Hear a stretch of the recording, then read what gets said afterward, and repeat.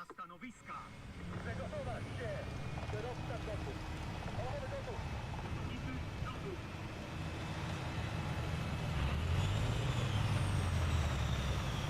Podłączony ładuj!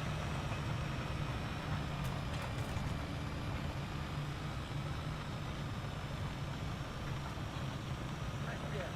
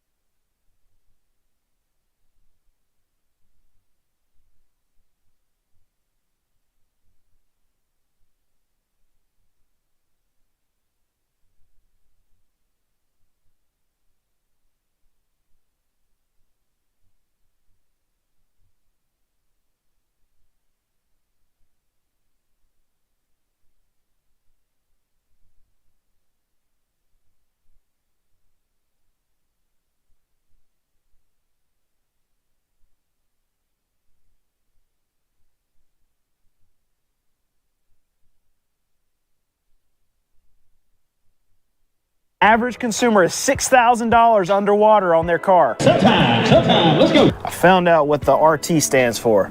Repo tomorrow. Auto loan delinquencies are up, but default.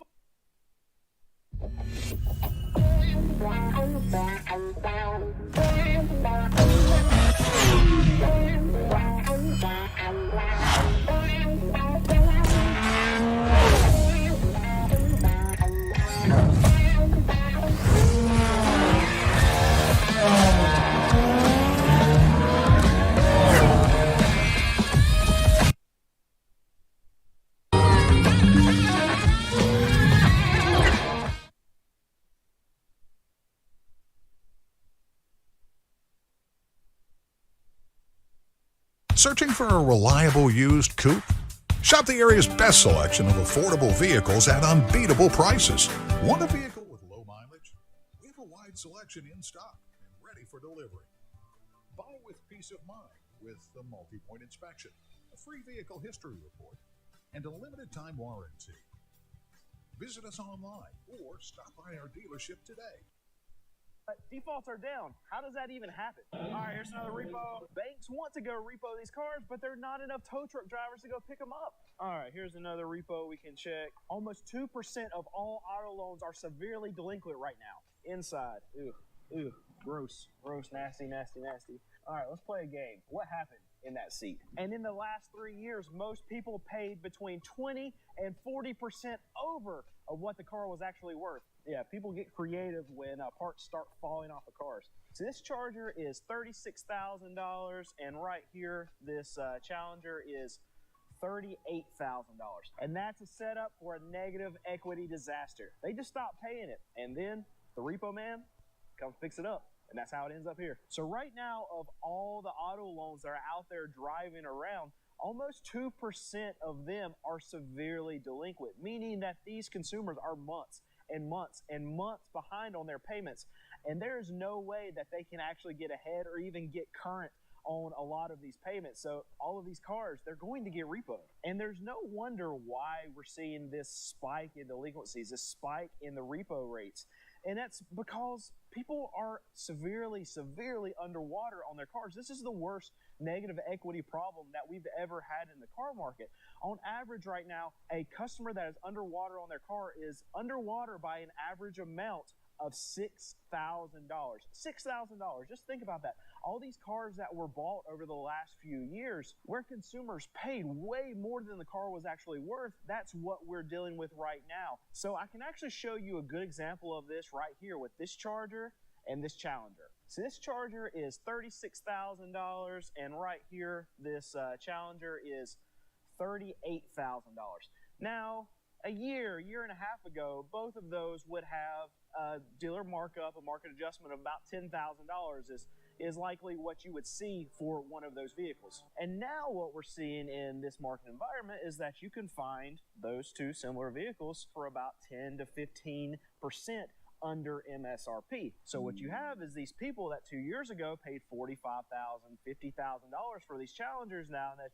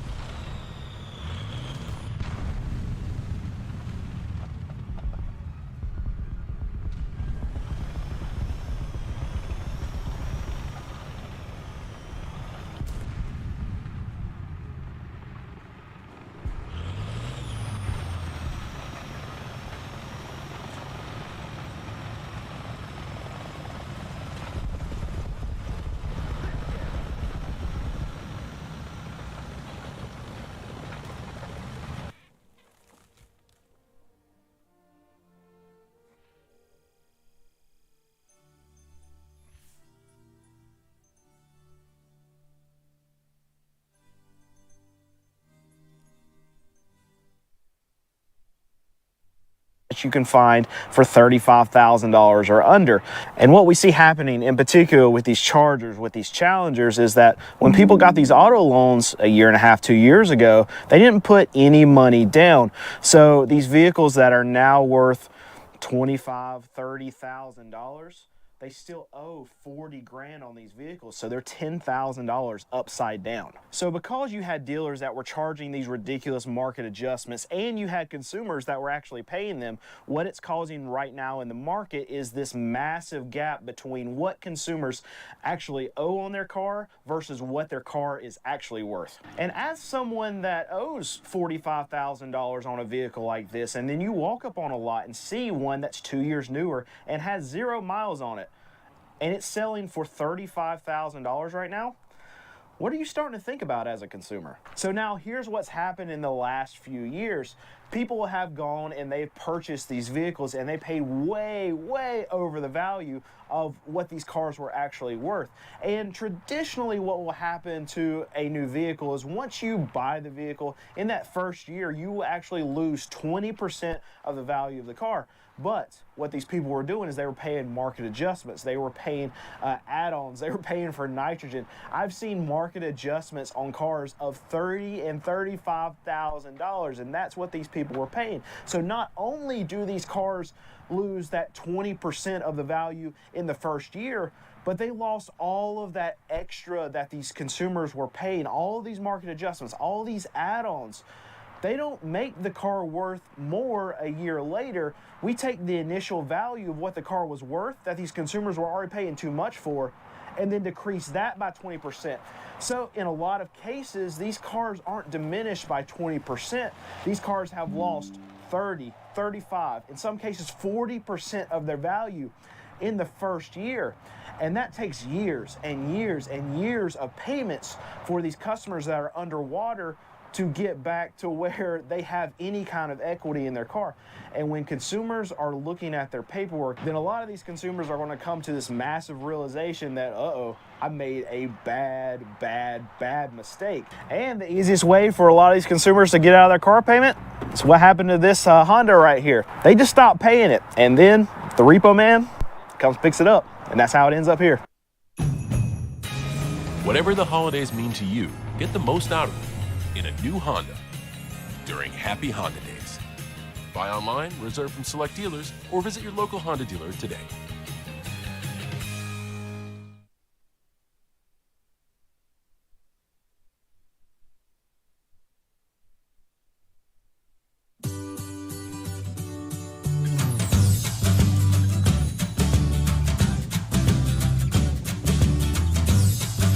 So this massive negative equity crisis that we're having in the market right now, it's just the beginning, because a lot of these consumers, their vehicles, because wholesale prices are coming down and just across the retail market, we are seeing prices coming down. Their values are getting hammered, and this negative equity problem that consumers are having right now with their auto loans is only going to get worse.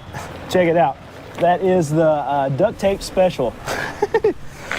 Yeah, we actually see that quite a bit, where a lot of these cars, especially repos, they're pieced together with duct tape, zip ties. Oh, what else? See bungee straps just holding a fender on. Yeah, people get creative when parts start falling off of cars. All right, here's another repo we can check. It's a 2013 Honda Pilot. This one's got 196,000 miles. Outside body, pretty rough. You got a bunch of stuff right here, a bunch of stuff right here, this right here, and more dinks and scrapes and stuff like that. And I just want to point this out. Oh, here we go. There's another one. And I just want to point this out about these repos that we're going through and looking at, is that repos are not going to be the answer. Even though we're having this massive spike in repos, and you might say it's going to add a ton of inventory to the used car market, a lot of the actual inventory that's being added is junk. And we still have this big deficit from us not getting trade-ins from these new car dealers because they're not selling very well. They're not selling a lot of cars, so that means we're not getting trade-ins to these auctions. We're buying cars that are $5,000 and under, so even us, we have to pick from the cheaper cars that are going through these auctions where the cosmetics might not be the best. But when we're going through these cars, even these repos don't even meet our standards when we have to buy at a certain price point for our consumer. So these repos, a lot of these dealers, we don't even want to touch them. So no, the inventory solve is not coming from these spike in repos, these spike in delinquencies, these spike in defaults. It's not really going to help a lot of us because these are cars that we don't even want to buy in the first place. So here's another big reason for this repo crisis, this auto loan delinquency crisis, is that the average new car interest rate right now is somewhere around 9.5%. And for used cars, it's about 14%. And a lot of people, when they're actually going in to buy these cars, they're not thinking about interest rates. A lot of times they're not even thinking about what they're paying for the car. All they want to see is that, okay, the dealership, the bank is going to approve them for this loan, and they think that they can make these monthly payments. And what ends up happening as that time goes on, they start getting salty about their purchase. That new car smell kind of wears off, and they see these bills that are coming in, and they start thinking, you know what, this probably wasn't a good purchase. They'll go through the paperwork, and they'll see their actual interest rate, and they're like, oh my goodness, I didn't even know it was this high. And when these consumers start figuring out, you know what, I really can't afford this payment because the interest rate's so high, then they don't want the payment anymore, and this leads to people stop paying on their cars, and they're like, you know what, I don't care what happens, I just want this car out of my possession. Come get it. All right, back to this Honda Pilot all walked away. It's 2013, 196,000 miles. All right, this Honda Pilot going out. Outside body rough, inside, ooh, gross, nasty. Seats are stained. What happened there? What is that? All right, that Pilot's up to $1,100. It's a repo, up to $1,200. Not this Land Rover. That Pilot's already rolled out. That's not just kids. I know in the last one where I asked what happened, it looks like somebody got murdered in the back seat. And everybody's told me it's kids spilling chocolate milk and stuff. That's not just kids. That's nasty. I'll give you another shot of it. There you go. All right, let's play a game. What happened in that seat? Anyway, nasty, gross, but we'll check this and see what it brings, just so you can see the price of a repo that looks like this. Oh, and cracked windshield. Up to $1,100. They're just begging for bids at this point. They're not even close. Auctioneer's asking the seller how much. They want $4,500 for that Pilot, and it only brought $1,100. They're so far apart. Delinquencies are actually way up, but defaults came in down last month. That's weird, right? And also delinquencies that are over 60 days are way up. These banks, these finance companies, these dealers, they're not going to pick up the cars. What's going on? Because whenever these delinquencies, when they get to a point where these banks actually deem them that we're just not going to get this car and we're going to go ahead and take action on it, that's when it becomes a default, and the default rates are down. So what is happening in the market is that these banks are wanting to work with these consumers a lot longer, because these banks do not want these cars back right now, because they know exactly what car dealers like me know. The car dealers that are at these auctions like this is that the wholesale values are getting absolutely hammered. So what these banks know is that if they go get these cars that these consumers are not paying on, and they're significantly underwater on all of these vehicles, they're going to take a big hit. So it's actually better for the banks right now to work with these consumers to try to keep them in these cars and try to get as much money out of these consumers as possible right now, because the banks know that they're about to take a huge hit.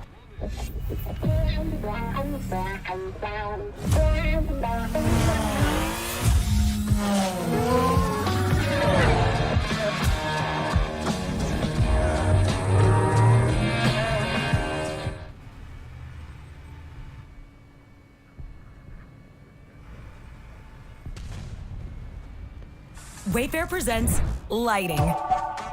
Get the latest looks with top fixtures at low prices and a huge lineup of floor lamps, all under $79. Shop tons of table lamps, $49 or less. Go modern, stay classy.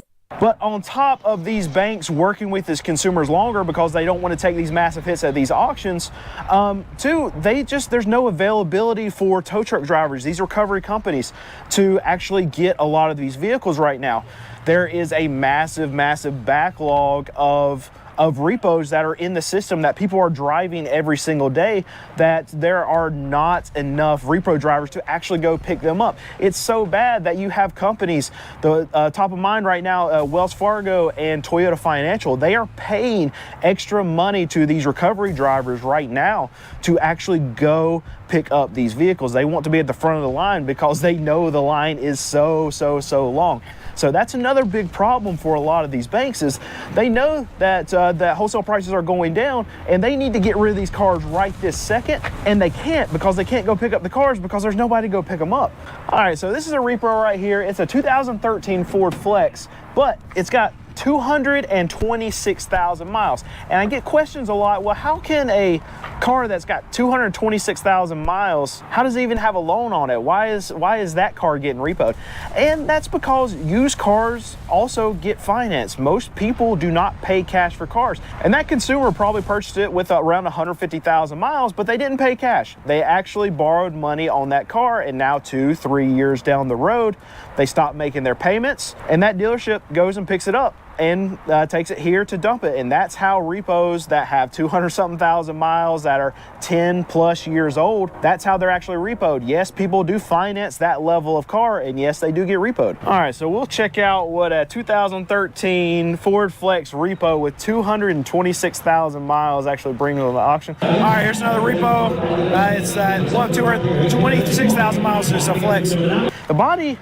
The body doesn't look all that bad. It's got good tires. I'm actually surprised at the condition. But inside, seats worn as to be expected. We got some cracking. Yeah, seats are pretty bad. So this car definitely looks way better on the outside than it does on the inside. We're up at $1,900 at actually $1,800, and the auctioneer's asking for $1,900. Actually, it's better than most repos are. Powers. I don't even know why I checked that. There's no reason to check that. This is for a YouTube video. I'm not trying to check it out for me to buy it. But overall, not in great shape, but is to be expected with a repo. $1,800, and they put on a phone call. And what's really going to happen with all of these auto loans is that these consumers, they're not going to magically just start paying. They might pay a little bit more as the banks start working with them and try to get a few more payments, but ultimately these banks are going to own these cars, and when these cars get owned by the bank, they're going to send them to a place like this car auction. And when they come to this car auction, they're going to bring way less than what the consumer owes on them. Now the consumer is still on the hook for whatever the difference is from what they owe on the car versus what they're actually dumping it at these auctions for. But at the end of the day, we know that these consumers are not going to get this money back to the bank. Even if the bank goes after these consumers have no money and they have no prospects of getting money. So really, the banks are going to eat this, and they're going to take a lot of losses, and we're seeing it right here every day at these used car dealer auctions. So CarMax just released their earnings, and on their call, they actually had an interesting take on where they thought delinquencies were going to go from here. And one thing that was talked about on this call, and they didn't say it specifically, but it felt like they were leaning into it a little bit, is that they felt like there was a big pull forward in the delinquencies because of the last couple years where people were paying crazy elevated prices and lending was a lot looser than it is right now.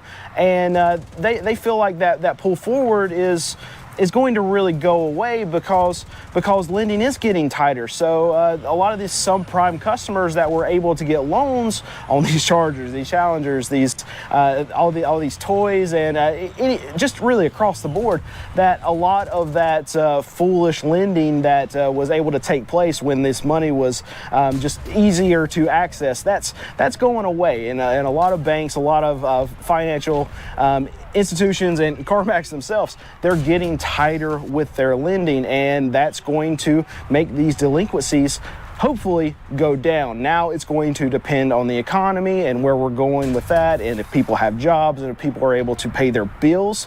But what CarMax is citing is because prices are coming down and because lending is getting tighter, that these delinquencies should start to level out and should start to go down. And what ends up happening is these people find themselves, And what ended up happening is these people that got into these loans for these different definition for every lending instant. No. Airplane. They can't anymore, and because consumers paid them, finding ourselves in this. Find the connection you're looking for this winter. It's noon here in Ventnor. Over on X, formerly known as Twitter. Did you see this, Dad? I did, yeah, and they. Now that I'm assuming that includes factory incentives as well in their $38,000 discount. For those of you that listen to the podcast, let's break this down. So we found just yesterday, and this. I did, yeah, and they. Zach, who's a bit chilled in Central California at the moment. I am, Dad. It is chilly here, but it's not as ice cold as it is in a Chrysler, Dodge, Jeep, Ram dealership. That's where we're going to kick things off, Dad. 2024 New Year, same story. I posted this just yesterday over on X, formerly known as Twitter. Did you see this, Dad? I did, yeah, and they. Now that I'm assuming that includes factory incentives as well in their $38,000 discount. For those of you that listen to the podcast, let's break this down. So we found just yesterday, and this is actually at a dealership that we work with, Island Auto Group up in Staten Island, New York. If you're interested in a $38,641 savings on a Jeep Grand Wagoneer at 2022, we can help you out with that. But Dad, this is the reality that's being faced at Jeep dealerships nationwide. We'll do some examples in just a moment. $110,640,000 MSRP on a brand new 2022 Jeep Grand Wagoneer Series 3 all-wheel drive. This dealer, Dad, has had this vehicle for well over a year, coming up on 2 years. Island Auto Group, again, they've now discounted it $38,641. Have you ever seen anything like this, Dad? A $38,000 discount on an advertisement price. I mean, that is just, I've never seen it. I didn't even know this was possible, man. Well, anything's possible. It all depends how big of a loss you want to take. And the sad reality is well, I can honestly say on a $110,000 car, I don't ever recall seeing a $38,000 discount. That's about 35%. But the sad reality is that they should have done this 2 years ago. Okay, it shouldn't have taken them 2 years to realize this thing ain't going to sell at anywhere near $110,000. What can we get for? I mean, I can't even begin to imagine what they have spent in floor plan costs on this vehicle over almost nearly 2 years. But yeah, I mean, every time we've looked at the Grand Wagoneer, we've said, man, that is the perfect vehicle for Derek Jeter, nobody else. And dealers have been sitting with them. So, and I saw you had a comment from somebody that said, sign me up. And when you said, well, if you're serious, let me know. And she said, no, I'm an Escalade kind of gal. And you'd really be hard pressed to get me out of an Escalade to get into one of those. That just shows the tough road to hoe when it comes to selling those vehicles. Look at this, Ted. There are 240 2022 Jeep Grand Wagoneers still for sale nationwide new. 240 of them, Pops. Let's just click on this one here. I'm in Central California, so let's do a quick, poke here. So I'm going to go down, scroll down. Let's go to this dealer's website. Bear with me for 1 second, folks. They're only offering a $15,650 discount. Dad, to your point about floor plan costs, let's think about that for a second. Jeep dealers nationwide are experiencing what consumers are experiencing, which is the price of their vehicles have gone up 50% over the past 5 years. Yes. And they've stopped selling. People aren't buying them. These Grand Wagoneers, these 2022 Grand Wagoneers are the pinnacle example of this, the highest prices, the most floor plan costs. But still, I mean, it's kind of crazy to think that $15,650 is not a competitive discount on that vehicle. Yeah, it's nowhere near what it's going to take to get rid of it. And it's not that they stopped selling. Okay. The Grand Wagoneers never sold. Okay, the Grand Wagoneer was basically the answer to the question that nobody ever asked. Gee, what would it be like if in the Jeep side of things we put out something that would compete with an Escalade? Let's find out. Now, the sad reality is well, let's find out was really a big waste of time and money. They probably knew the answer before they decided to let's find out. But they've got a conclusive answer. It is a beautiful vehicle. We sat in the one in Long Island. It is gorgeous, but nobody wants them. It is difficult to convince people to spend that type of money for a Jeep. Okay. They're used to it when it comes to an Escalade. Okay. That's what the price has been. Even a Denali or a big ass Suburban. People are kind of used to that. What trim level is that, Dad? On the Suburban? Big ass Suburban. Oh my God! Yeah, no, the marketing department has gotten involved. That's why they came up with the big ass Suburban. But my point is that oftentimes, let me rephrase it. Occasionally, manufacturers will decide to build things that nobody ever asked for. Perfect example is this Jeep Grand Cherokee, whatever the hell, Grand Wagoneer. Grand Wagoneer, for $110,000. When I was with Acura, it was the ZDX. It wasn't like the automotive public was clamoring for that type of vehicle. And so Acura built it and proved conclusively that, well, the automotive public wasn't clamoring for it.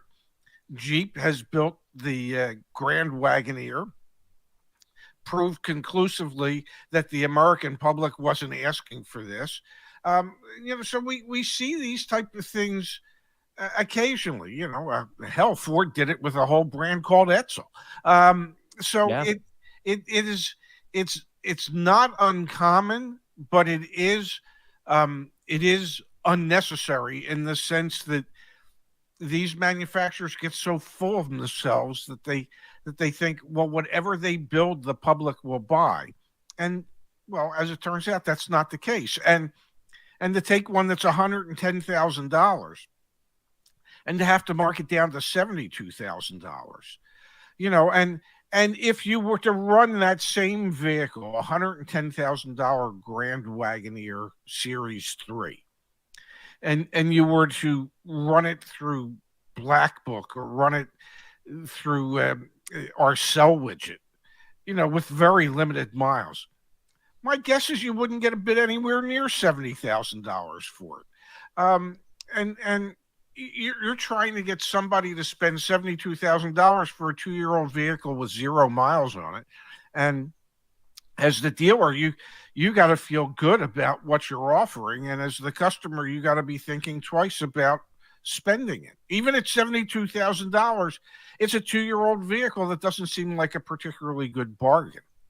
Let's do it, man. You know me. I love doing these experiments live on the show. So let me pull this up on the dealer website, and then let's go back over to CarEdge.com and let's see what the price would be if we sold it. If we sold it back to Carvana or CarMax or something like that.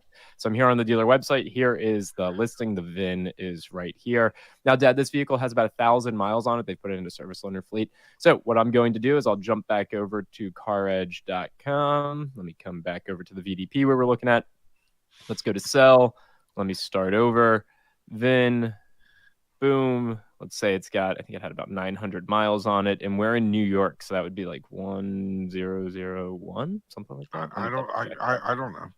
NYC. Bear with me, folks. I should know my zip code. Yeah, that'll put us squarely in New York City. So let's see. The dealer's trying to sell this with a massive, I can't believe I'm saying this, nearly $40,000 discount. Okay.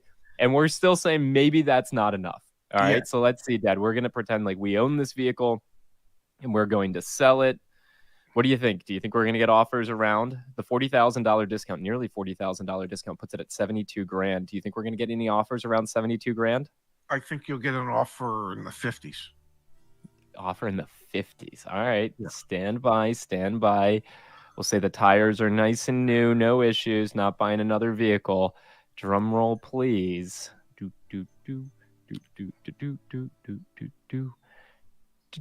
Might not get any offers, but that's besides the point. Let's see. Yeah, I don't know. Brand new 2022. I don't know if folks will. Wow, $60,200, Dad. The one offer from the Car Gurus dealer network. So And only $12,000 difference. Only $12,000 difference from the dealer selling price to the, if you own this car right now, what you would get. Yeah, I mean, if I was still in the business and I was appraising this vehicle and somebody brought it in, I'd want to be at half of what MSRP was. So if MSRP is 110, I'd figure it's 2 years old. You couldn't sell it new. At what point will somebody think it's a good enough value to spend the money? I'd want to own it for 50% of what MSRP was. That put me at $55,000. So I wasn't that far off. That's wild. That's wild. I mean, let's just sit on this for one more second. Then we're going to switch gears and we're going to talk about Ford and some of the chaos that's going on over there that just started this morning. So we'll touch on that in just a moment. Let's just dig in a little bit longer here. That vehicle, Dad, $110,000 Jeep Grand Wagoneer. There's 240 2022 sitting on dealer lots right now. Yes. Those dealers, what's the invoice price on that got to be? Maybe $95,000, 90, 98, 100,000, something like that. If there was 10% margin in it, so it'd be around what? $100,000. Yes. Okay. $100,000. You're putting that on floor plan. You can't. I mean, can you floor plan something for 2 years? Like eventually, I feel like I would hope not, but yeah. I would hope not too. So it's like I'm sitting here and I'm trying to rationalize as a customer. Does buying this at $72,000 make a lot of sense? No, it doesn't, because we just proved. Yeah. And here's the worst part. Even if they, at a certain point, Chrysler Credit said, hey, we won't floor this any longer. You've got to pay for it. Okay. So let's say a year ago, they had to pay for it. Let's say a year ago, they had to stroke a check for $100,000 to Chrysler Credit.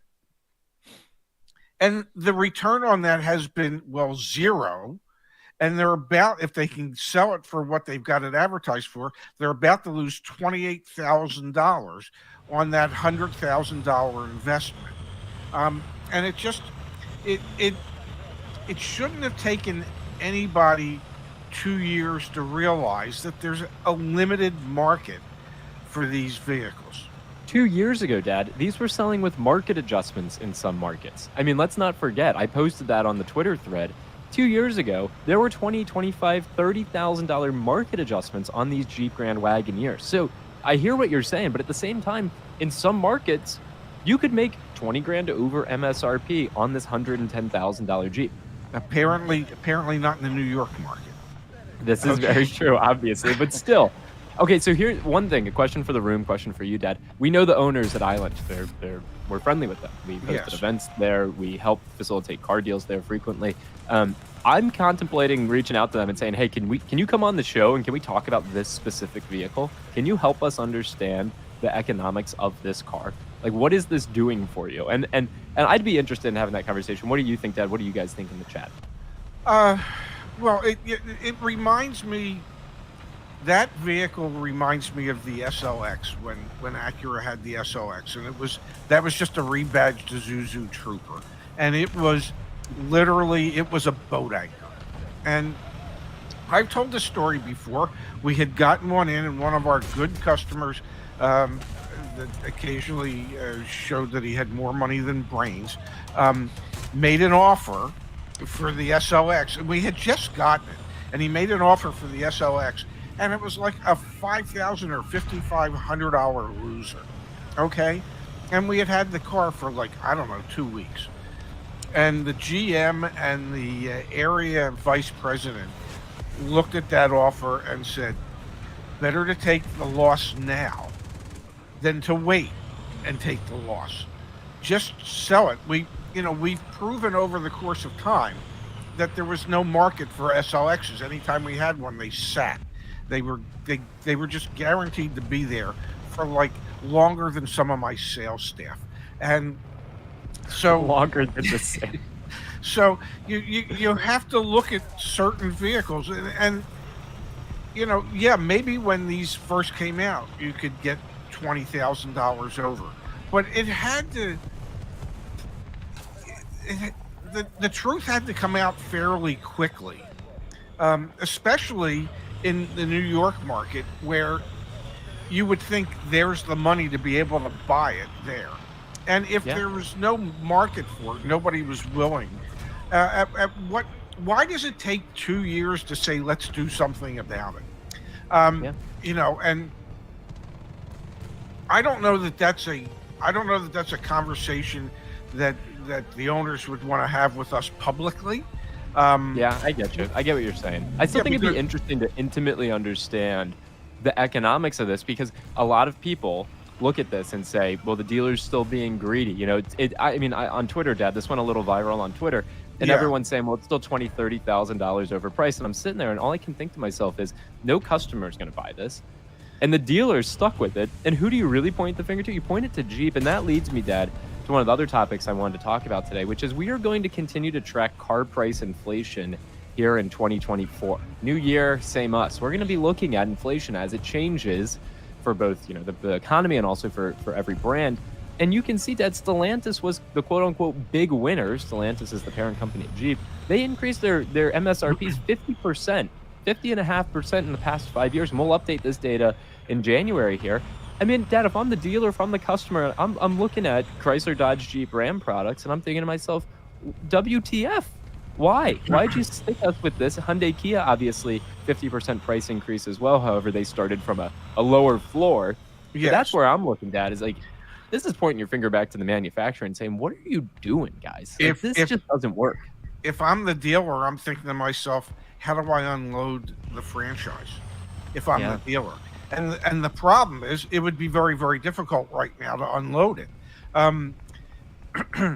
Everybody in the industry can see market day supply, understands the issues that CDJR dealerships are having at the moment. So the valuation of a dealership, if it was actually up for sale, is going to be much lower than what the seller would anticipate it to be. You know, you're sitting there. These guys are sitting there with a 2-year-old Jeep Grand Wagoneer Series 3 that they can't sell, that they, you know, for 2 years have been unable to sell. They still might not, you know, maybe they'll sell it for 60 or 65. Maybe somebody will come in and say, okay, I'll give you 65. Will you take it? And maybe at that point they'll just say, yeah, let's cut our losses and move on. But it's the whole idea of, what are we doing with the brand? How are we supposed to make the franchise profitable moving forward when the desirability of our products has dropped dramatically?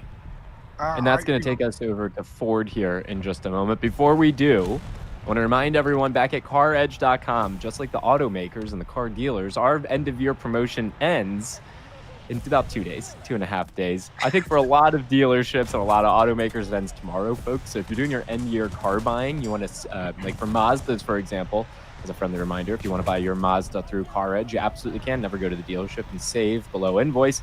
Well, the 0% financing at Mazda ends tomorrow, gang. So our promotion ends in 2.5 days, excuse me. All the automaker promotions will be close of business tomorrow. I don't think there are any exceptions to that rule. I'm pretty sure everyone is, end of the month is tomorrow.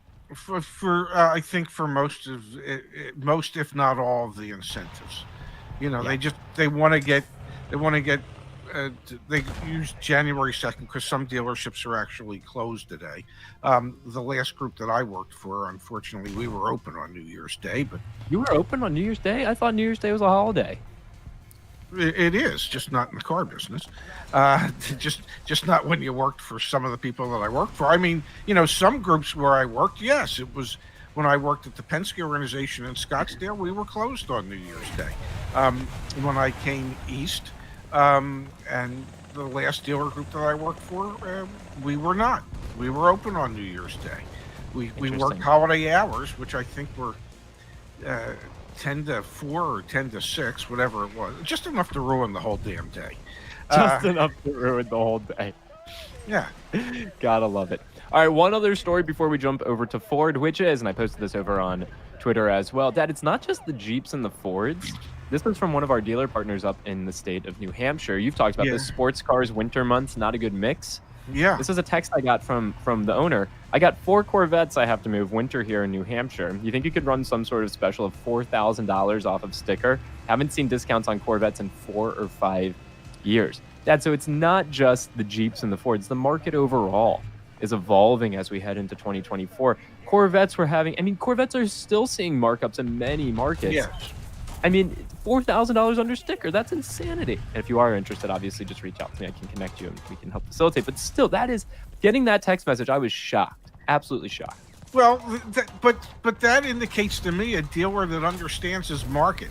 Okay, we're in the beginning of winter in New Hampshire talking about a sports car, 4 of them, that are expensive, that floor plan costs are expensive, and the likelihood of finding a local buyer, let alone finding 4 local buyers for those, is pretty remote. And the only way you can encourage somebody to buy them at the wrong time of year is that you have to make the price so enticing that the person will say, well, I know I can't drive it for 3 months, but it's such a good value, I need to buy it now. Because that's the reality. If you can buy it and you live in New Hampshire, well, that's not coming out of the garage probably until March or April sometime. So yeah, that's what you have to do. It's called seasonality.